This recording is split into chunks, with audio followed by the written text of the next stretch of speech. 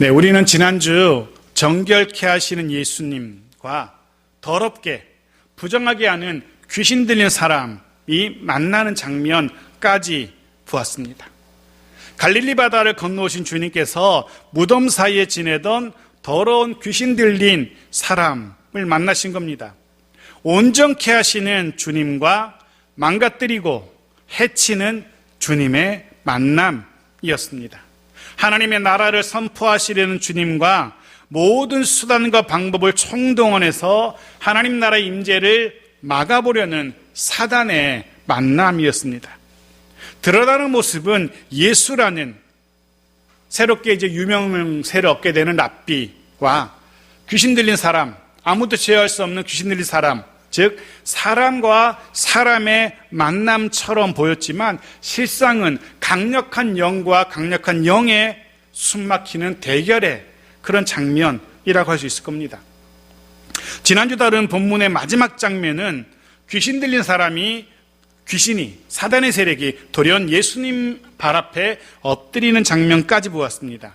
이후에 일이 어떻게 전개되는지 오늘 본문을 통해서 확인할 수 있을 겁니다. 자, 7절입니다. 같이 읽죠. 시작. 큰 소리로 부르짖어 이르되 지극히 높으신 하나님의 아들 예수여, 나와 당신이 무슨 상관이 있나이까? 원하건대 하나님 앞에 맹세하고 나를 괴롭히지 마옵소서 하니, 귀신 들린 사람이 예수에게 큰 소리로 이야기합니다. 근데 그 내용은 놀랍게도 예수님에 대한 정확한 이해를 담고 있습니다. 이게 왜 놀라운 일인가 하면, 왜 예수님에 대해서 정확히 알고 있다는 사실이 놀라운가 하면, 당시의 사람들은 아직까지 예수가 누구이신지, 예수가 하나님의 아들이심에 대해서 정확하게 알지 못하는 때였기 때문입니다. 이미 살펴보았지만 4장 41절 다시 봅시다. 같이 읽죠. 시작. 그들이 심히 두려워하여 서로 말하되 그가 누구이기에 바람과 바다도 순종하는가 하였더라. 그가 누구이기에. 바람과 바다를 잠잠케 하시는 예수가 하나님의 아들이시라는 분명한 증거들을 자신의 두 눈으로 목격하면서도 예수가 누구이신지 제대로 깨닫지 못하는 사람들의 모습입니다. 당시 사람들의 모습이 그랬습니다. 심지어 가장 가까이 예수님과 함께 지내던 예수님의 제자들조차도 예수가 누구이신지에 대한 정확한 이해가 없던 그런 때입니다. 하지만 영적인 존재인 귀신은 예수가 누구이신지, 그가 하나님의 아들이라는 사실을 너무나 정확하게 알고 있었던 겁니다. 그렇게 예수의 존재를 정확히 알고 있던 귀신이 큰 소리로 그 예수님의 정체를 드러냅니다. 큰 소리로 부르짖어 이르되, 모든 사람들이 다 들을 수 있도록 예수가 하나님의 아들이심을 외칩니다. 그런 생각을 해봅니다. 귀신 들린 귀신이 굳이 예수님의 정체 신분을 드러내려 하던 그런 이유가 무엇일까? 그것도 모든 주변 사람들이 다 들을 수 있는 큰 소리로 말입니다.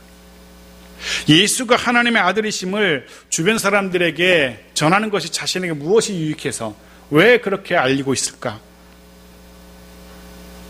여전히 하나님의 아들이심을 모르는, 예수가 하나님의 아들이심을 모르는 무지한 자들에게 정확한 지식을 주고 싶어서였을까?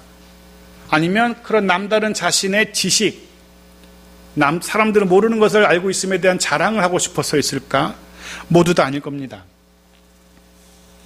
사실 아무도 귀신 들린 사람의 이야기를 사실로 받아들이지 않을 겁니다. 헛소리 정도로 미쳐서 외치는 소리로 전해 듣지, 그 사람의 소리에서 무엇인가 정보를 알아내려거나 아 그렇구나 이런 반응은 없을 겁니다. 아무도 그 사람의 외치는 소리를 진지하게 받아들이지 않습니다. 분명 헛소리로, 미쳐서 하는 소리로 받아들일 겁니다. 그럼에도 불구하고 이 귀신 들린 사람, 이 귀신이 예수가 하나님의 아들이심을 외치는 이유가 따로 있을 겁니다. 결코 예수님에게 유익한 그런 이유는 아닐 겁니다. 오히려 예수님의 사역을 방해하려는 그런 의도로 보여집니다. 왜냐하면 아직은 예수님께서 자신의 신분을 다 드러내지 않은 그런 때입니다. 아직은 때가 아니기 때문에, 아직은 십자가의 때가 아니었기 때문에 자신을 온전히 드러내지 않으시고 때로는 숨기까지 하시는 그런 때였습니다. 그런데 귀신이 예수님의 신분을 드러내려 합니다. 예수님의 사역의 그 과정을 지금 방해하려고 했던 겁니다. 어떻게 해서든 예수님의 사역을, 하나님의 아들로서의 예수님의 사역을 방해하려고 하는 사단의 그런 음모를 우리가 보게 되는 겁니다. 사단은, 귀신은 늘 그런 존재였습니다. 지난주 말씀드린 것처럼 귀신은 할 수 있는 모든 수단과 방법을 동원해서 예수님의 사역을 방해합니다. 이후로도 그럴 겁니다. 할 수 있는 모든 방법을 총동원해서 예수님의 그 믿음의 행진을, 하나님 나라의 그 행진을 막아서려 합니다. 우리가 보았던 것처럼 지금껏 그래왔고 이후로도 사단은 그럴 겁니다. 절대로 사단은 포기하지 않을 겁니다. 자신들의 계획이 성공할 때까지 예수님의 사역을 방해할 겁니다. 그래서 다시금 말씀드립니다. 이 세대도 마찬가지입니다. 이 시대도 마찬가지입니다. 영적 존재인 사단은 지금도 우리들 그리스도인들의 걸음을 막아서려 할 겁니다. 분명 할 수 있는 수단과 방법 다 동원해서 우리들을, 그리스도인들을, 하나님의 백성을 낙심케 할 겁니다. 우리를 무너뜨리려고 할 겁니다. 우리 속에 예수 그리스도의 주되심을 의심케 하는 그런 생각들도 계속해서 심어주려고 할 겁니다. 때로는 예기치 못했던 사건과 사고를 통해서, 때로는 가장 가까운 사람들을 동원해서 우리를 시험에 들게 하고 낙심케 할 겁니다. 때로는 재산상의 손해를 보게도 할 것이고, 때로는 사람과의 관계가 어그러지게 할 수도 있을 겁니다. 심지어는 때로는 우리의 몸을 망가뜨릴 수도 있을 겁니다. 욥의 경우가 그랬지 않습니까? 재산을 잃었고요, 자녀를 잃었고요, 몸에 병도 생겼습니다. 또 때로는 예수님의 경우처럼 일용할 양식으로 우리를 유혹하기도 합니다. 천하만국과 영광으로 우리를 유혹할 때도 있을지 모르겠습니다. 분명한 사실은 그런 유혹들, 도전들, 시험들, 시련들, 우리의 힘으로는 절대로 이겨낼 수 없다라는 겁니다. 사단의 세력, 우리가 절대로 우리의 힘만으로 상대할 수 없는 강력한 존재이기 때문에 그렇습니다. 우리가 가진 것으로는 견뎌낼 수 없는 시험이고 유혹이고 시련입니다. 그럼 어떻게 해야 됩니까? 일방적으로 당해야만 합니까? 흔들리고 무너지고 주저앉아야 됩니까? 아닐 겁니다. 바울은 우리에게 이렇게 권면합니다. 에베소서 6장 10절 말씀, 11절 말씀 같이 보십시오. 같이 읽죠. 시작. 끝으로 너희가 주 안에서와 그 힘의 능력으로 강건해지고 마귀의 관계를 능히 대적하기 위하여 하나님의 전신갑주를 입으라. 이 본문을 쉬운 성경이 이렇게 번역합니다. 끝으로 주님의 크신 능력 안에서 강해지십시오 라고 이렇게 번역합니다. 주님의 크신 능력 안에서, 그 능력 안에서 강해지십시오 라고. 사랑하는 성도 여러분, 주님의 크신 능력 안에 머물러 있으면 됩니다.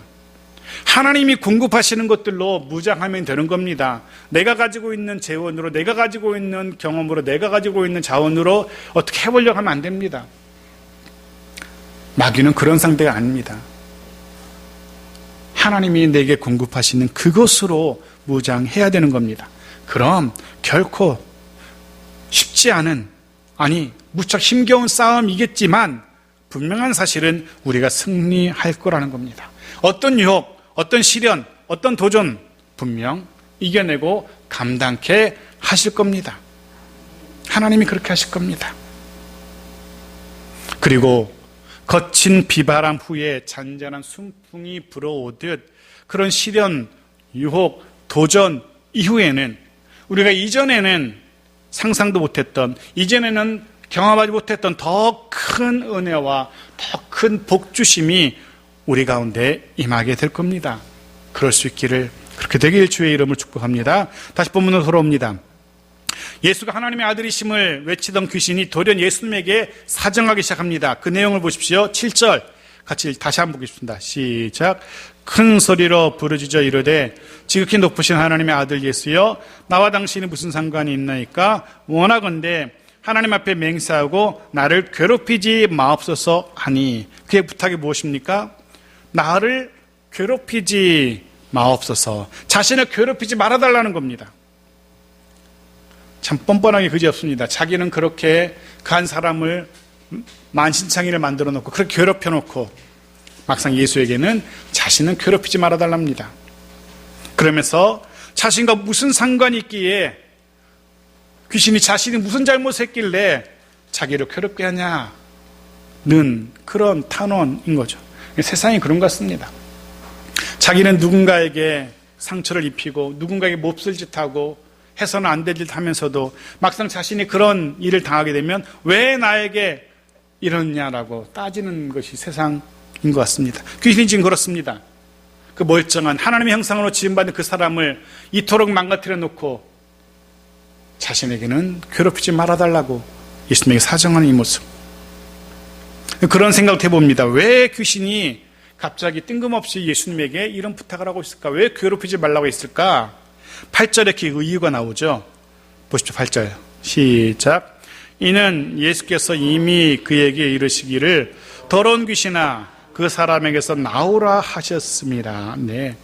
이미 예수님께서 감히 귀신은 거부할 수 없는 영적 권세로 지난주에 본 것처럼 하늘과 땅의 권세로 귀신에게 그 사람에게서 나오라 라고 이미 명령하셨기 때문입니다.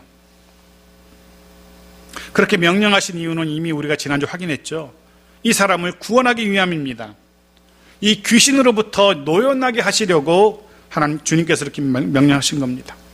그 사람으로 하여금 하나님의 형상을 회복하게 하시려고.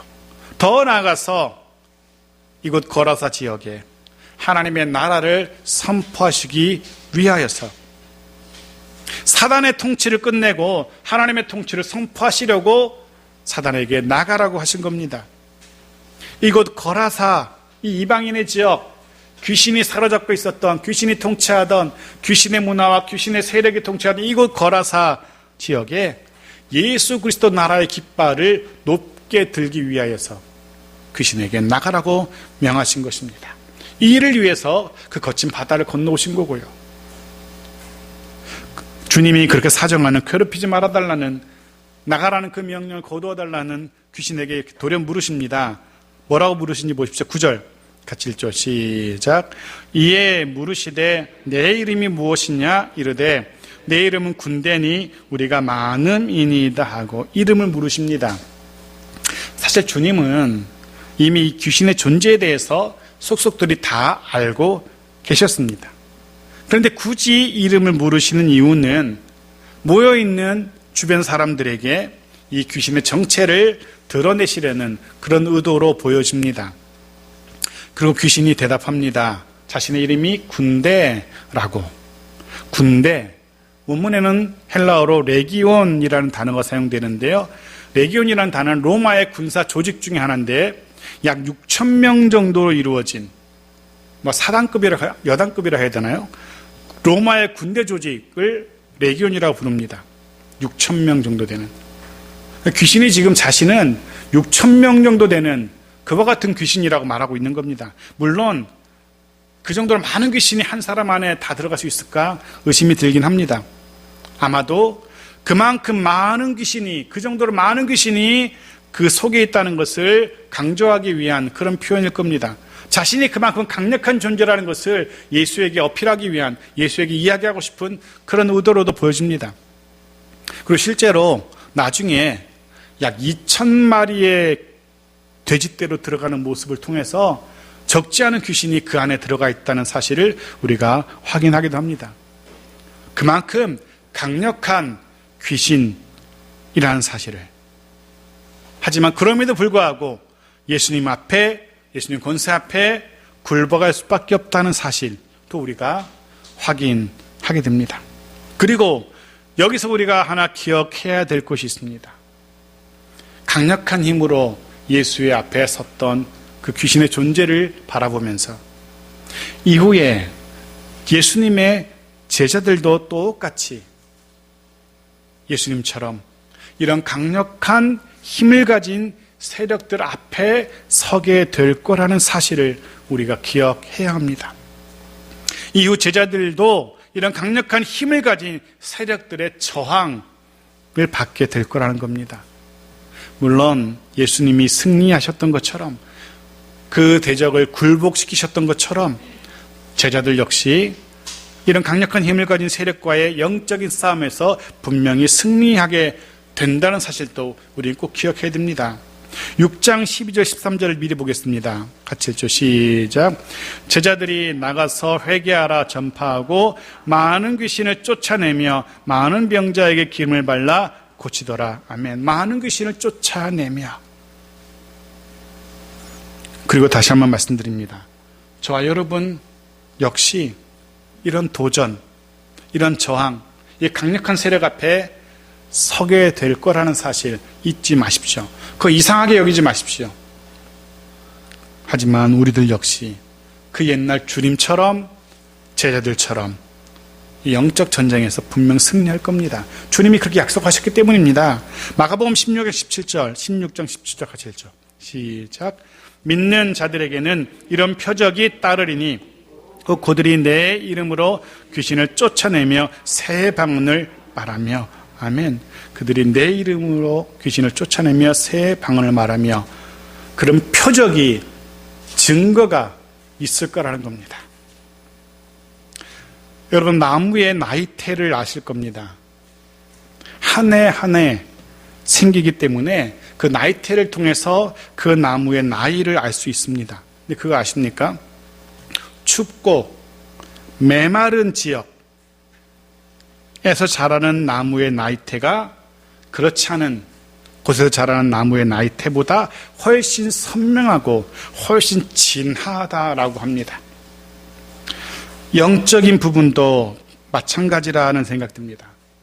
우리가 만나게 되는 여러 시련들, 유혹들, 시험들, 분명 그것들은 우리의 신앙을, 우리의 믿음을 더 선명하게, 더 진하게 할 겁니다.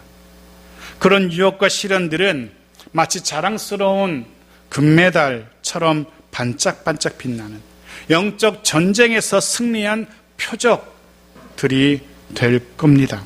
바라기는 그런 영광스러운 승리의 표적들이 저와 여러분의 삶에 더 많아지기를 주 여러분을 축복합니다. 네, 강력한 힘을 가지고 있었고 해서 아무도 무엇으로도 제어할 수 없었던 귀신이었지만 그 사람에게서 나가라는 예수님의 명령에 굴복할 수밖에 없었던 귀신이 이제는 타협안을 제시합니다. 어떤 타협안인지 보십시오. 11절과 12절 같이 읽죠. 시작. 마침 거기 돼지의 큰 떼가 산 곁에서 먹고 있는지라 이에 간구하여 이르되 우리를 돼지에게로 보내어 들어가게 하소서 하니. 돼지의 큰 떼가 등장합니다.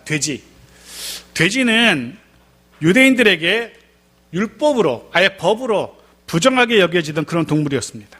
유대인들은 절대로 이 돼지를 가까이 안 씁니다. 당연히 유대인들이 사는 지역에는 돼지를 찾아볼 수 없습니다. 돼지를 기르지 않습니다. 물론 먹지도 않습니다. 유대인들뿐 아니라 같은 구약 성경을 경전으로 사용하는 이슬람 교도들 역시 마찬가지로 돼지를 부정하게 여기고 먹지 않죠. 그들에게 돼지는 부정하고 불결한 짐승이기 때문에 먹지도 않고 심지어 만지지도 않습니다. 그런데 성경에 보면 유대인인데도 돼지를 키운 한 사람이 기록되어 있습니다. 누군지 아십니까? 이 사람입니다. 누가복음 15장 15절 16절 같이 읽죠. 시작. 가서 그 나라 백성 중 한 사람에게 붙여사니 그가 그를 들로 보내어 돼지를 치게 하였는데 그가 돼지 먹는 쥐엄 열매로 배를 채우고자 하되 주는 자가 없는지라. 돼지를 치고 있는 유대인, 심지어 돼지가 먹는 밥도 같이 먹어야 되는 배고픈 유대인 누굽니까? 우리가 알고 있는 집 나간 둘째 아들 탕자 이야기에 등장하는 그 사람. 유대인들 중에서 정말 찢어지게 가난한 사람, 말 그대로 찢어지게 가난한 사람. 유대 공동체에서는 살래야 살 수 없을 정도로 집도 없고 아무것도 없고 직업도 없는, 도저히 살 수 없는 그 사람.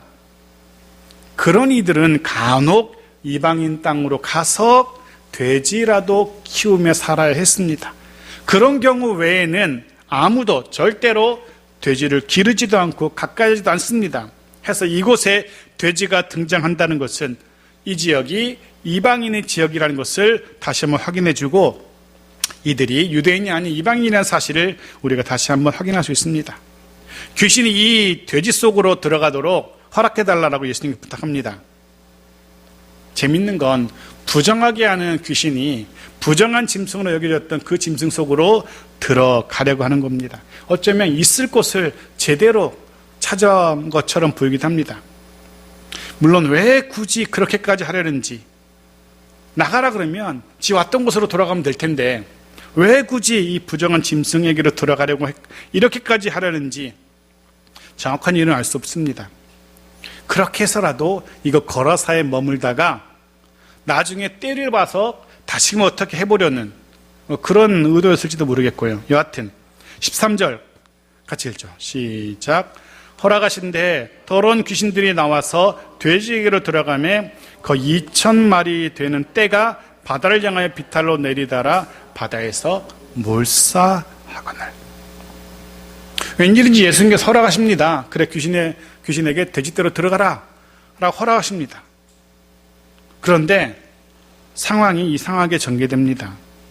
아마도 귀신은 단지 이 사람에게서 나가라 하시니까 저 돼지떼에게라도 들어가야겠다라는 그런 의도였을 것 같은데, 그냥 돼지떼 속에 들어가 있다가 예수가 물러가거나 뭔 일이 생기면 다시 나오려 했을 겁니다. 근데 귀신이 돼지떼에 들어갔는데 이상한 일이 벌어집니다. 귀신을 감당할 수 없었던, 그 강력한 귀신의 존재를 감당할 수 없었던 돼지들이 미쳐서 날뛰기 시작한 겁니다. 이전에 이 사람도, 귀신 들렸던 이 사람도 그 강력한 존재 때문에 미쳐서 날뛰곤 했었습니다. 똑같이 돼지가 그렇게 미쳐서 날뛰기 시작합니다. 이전에 귀신 들린 사람이 제어할 수 없는 사람이 되었던 것처럼 귀신이 들어간 돼지도 아무도 그 무엇으로도 제어할 수 없는 상태가 된 겁니다. 해서 거의 2,000마리나 되는 돼지의 떼가 미쳐 이리저리 뛰어다니다가 결국 바다에 빠져서 몰사하게 됩니다. 일이 이상하게 되었습니다. 결과적으로 보면 예수님께서 이 돼지떼를, 2,000마리가 넘는 돼지떼를 죽게 하신 것처럼 보입니다. 생각해보면 이 돼지떼가 돼지들이 무슨 죄가 있습니까? 아무 상관없는 돼지가 뜬금없이 목숨을 잃은 겁니다. 돼지 입장에 되어보면 참 억울할 것 같아요. 게다가 돼지의 소유자들, 돼지의 주인들이 있을 거 아니에요. 그들 역시 아무 이유 없이 자신의 소중한 재산을 잃게 된 거죠. 이 부분은 이제 우리가 다음 주에 돼지떼의 재산 가치라든가 이 주인들의 반응을 다음 주에 살펴볼 겁니다. 분명 문제가 될 겁니다. 저라도 가만히 있지 않을 것 같아요. 그 외에도 요즘이라면 또 이런 일이 있으면 난리가 납니다. 동물복지 논란 뭐 이렇게 해가지고 난리가 날 겁니다. 좀 더 생각해 보면 예수님께서 돼지떼를 죽게 하신 건 아니죠.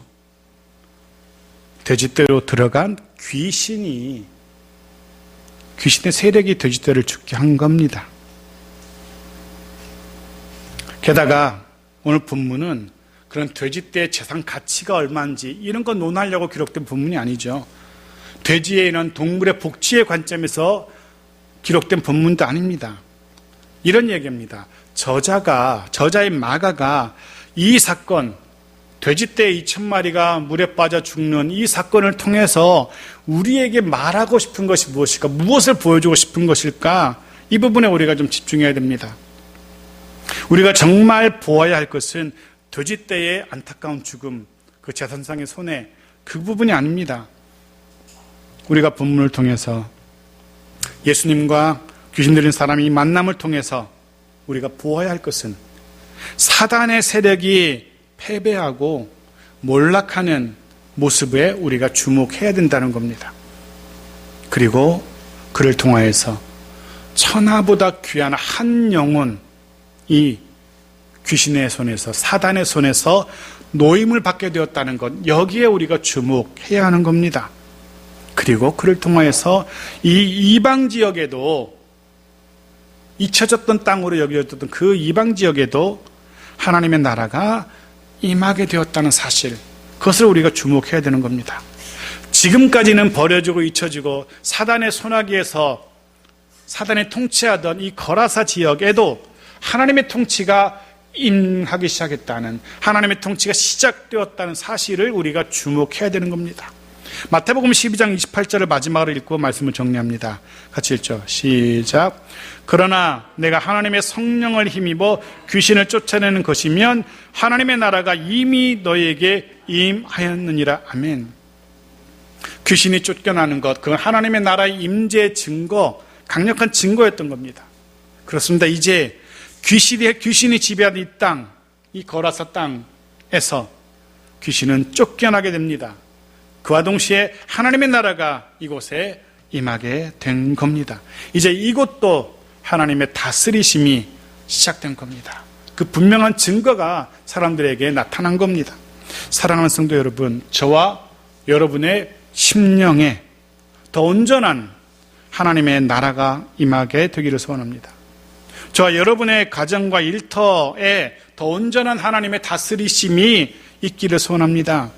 그 하나님의 다스리심에 100% 순종하는 우리의 가정이기를 소원합니다. 하나님이 직접 친히 다스리시고 경영하시는 우리의 일터와 생업이기를 주의 이름으로 축복합니다. 더불어서 우리의 가정에서 또 일터에서 하나님의 일하심을, 그 선하신 역사를 막아서는 모든 시도들, 모든 세상적인 습관이든지 가치관이든지 그런 생각들, 그것들이 다 사라지게 되기를 소원합니다. 온전히 하나님의 다스리심만이 있는 우리의 가정과 일터이기를, 이것이 우리가 원하는 것이어야 됩니다. 이것이 우리가 늘 우리 마음에 품어야 될 기도의 제목입니다. 그렇습니다. 온전한 하나님의 나라가 임하는 것, 온전한 하나님의 다스리심이 임하는 것, 그를 위해서 혹시 때로는 포기해야 될 것들이 생겨날 수도 있습니다. 그를 위해서는 혹시 내가 손해를 보게 될지도 모르겠습니다. 그럼에도 불구하고 우리의 간절한 기도의 제목은 우리의 가족들이, 그리고 우리의 아는 친구들이 예수 그리스도의 은혜로 온전하게 회복되는 것, 온전한 그리스도인, 하나님 기뻐하시는 성도의 모습으로 회복되는 것, 그것이 우리의 간절한 기도 제목이어야 됩니다. 내 심령에, 내 가정에 하나님의 나라가 선포되고 다스리심이 임하는 것, 그것이 우리의 기도의 제목이어야 됩니다.